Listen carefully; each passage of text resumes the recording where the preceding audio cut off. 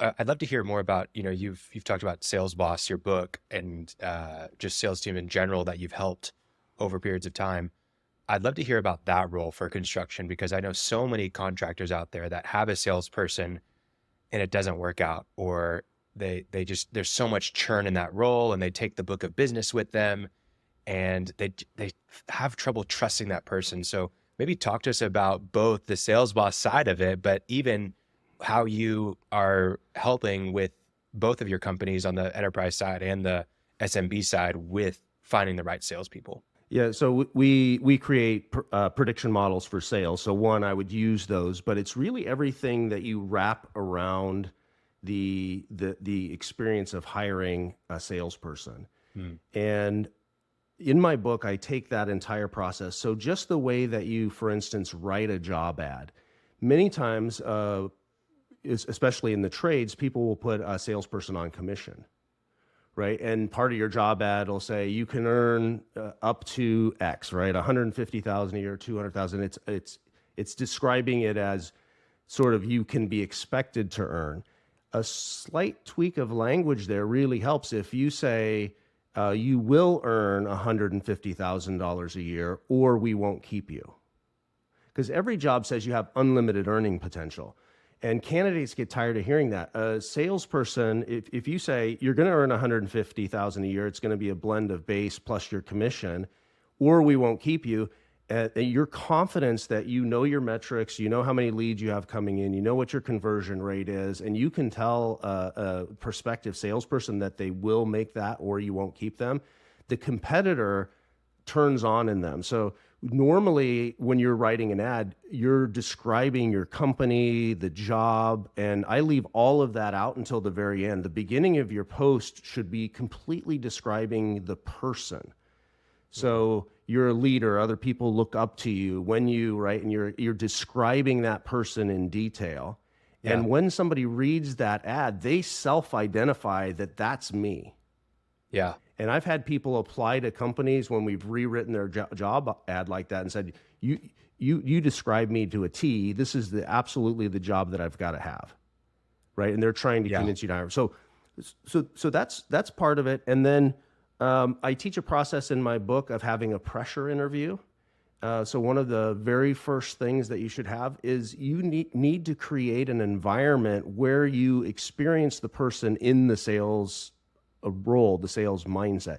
But most business owners, especially small business owners, or if they've churned through a lot of salespeople, they almost come across like they're begging this salesperson to accept the job. If that makes sense. Like the salesperson would be doing them a favor to come work for them. That mindset has to, you have to challenge the applicant enough that you see them try to win you over, just like they would have to in a sales call, right? Or trying to make the sale. And so you need to craft that into your pressure interview up front. The mindset I tell people to be in when they're interviewing is, imagine that you have to write a $500,000 check the minute they walk out of this room if you hire them. Whoa. And treat it with that level of seriousness. Because what happens is, especially a small business owner, they're really busy, they're wearing a lot of hats, they might forget they even have the interview coming.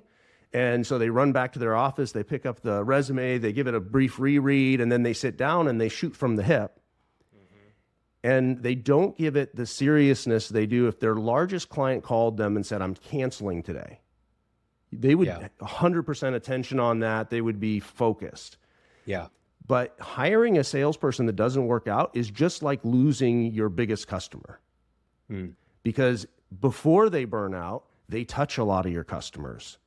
They ruin some of those relationships, and they also lose some of that business that could be your future best customer. So when you're when you're in a business and you're going to hire a salesperson, it should be all focus, all hands on deck. You have to get that decision right.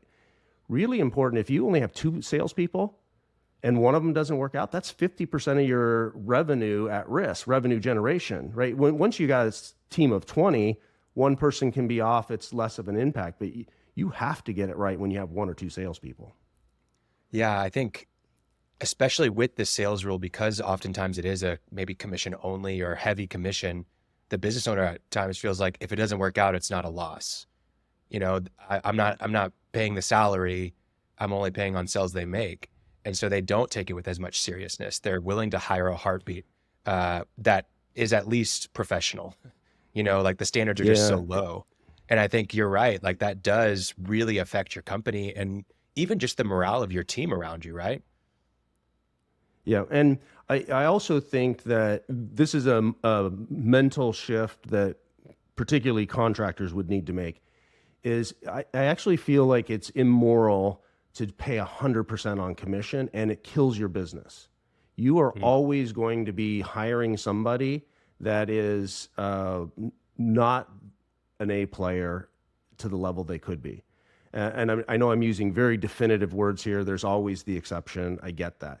But a great salesperson knows their value, and you should be willing to go in equal risk with them, right? They're charting their life course with you. Now, that doesn't mean it's not going to be heavily weighted towards commission. That doesn't, but the only reason a company wants to pay only strictly commission is because they don't have their process figured out. They can't with confidence say, here's what your conversion rate is. They can't consistently generate leads. That part of their business is broken. But if you're consistently generating leads, you have a good conversion understanding, then you can hire a salesperson, pay them well, and they really should be the best paid person in the business. And take that risk with them. But the reason you don't want to do that, A, you don't know your numbers, or you've gotten burned so many times. I've paid somebody for 3, 4 months, 5 months. When I hire a salesperson, I always have a drop dead date. So I'll say to them, Khalil, I'm going to hire you. I have 100% confidence that you're a great fit for this role, for our culture. I love what you're going to do, right? I'm going to butter them up. I'm going to say, I wouldn't make you the offer if I didn't think you were exactly 100% right for this role. But here's the deal. On day X, this is the expectation. You're going to have closed X number of business. You're going to have X number of leads or projects quoted. And if we miss that date and that metric, I'm still going to love you, but I'm going to let you go. Mm-hmm. Are you going to be all right with that? And you just have to really clearly define what the drop dead date is. Otherwise, you'll continue to drag it out. It also opens the door for communication right on the front end. One, it says to the salesperson, well, they're not messing around. They know their business, right? And the way I explain that to the candidate is, look, if I let you be off by 10 or 20%, that's money that's being robbed from the business, which impacts what I can give in the community and what I can do for my employees. And I'm not going to allow that to happen. Like the gal said, sitting in the front office, shuffling the paperwork, doing invoices, I'm not going to have to let her go or lay her off because you didn't do your job 100%. You can't. I can't have somebody that does the job 80%. And if you have that sort of really honest conversation on the front end, you'll find that people come in with a completely different mindset. Yeah, man. Yeah, so what you're talking about, we hit on a lot, and it's just clarity.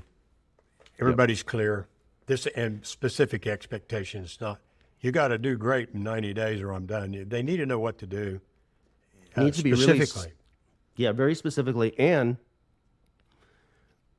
I have a standard when I'm working with clients and we're building a hiring process, is that people have to sell from day one. They're not going to sit in HR. They're not going to do a bunch of, get to know the company. Let's think about fitness, right? If you're going to the gym every day and you're hyper fit and you're running, you don't want to take 2 weeks off. You're going to be out of shape. So if I'm hiring a superstar, I don't want to put them on a month-long learning tour of my company before they hit the ground running. They got to stay in shape. And so I've got to design some way, low risk, that right from day one, they're doing the same activity that I hired them for. Yeah. And that's not an easy thing to get in place if you're not clear. You've got to have some processes down, and you've got to be able to have clarity that is easily understood by someone who can just come in day one and sell what you're offering. I think some things are easier. It's also not, you have to have it in place, but I also would say that can seem like an insurmountable task to somebody that's already busy.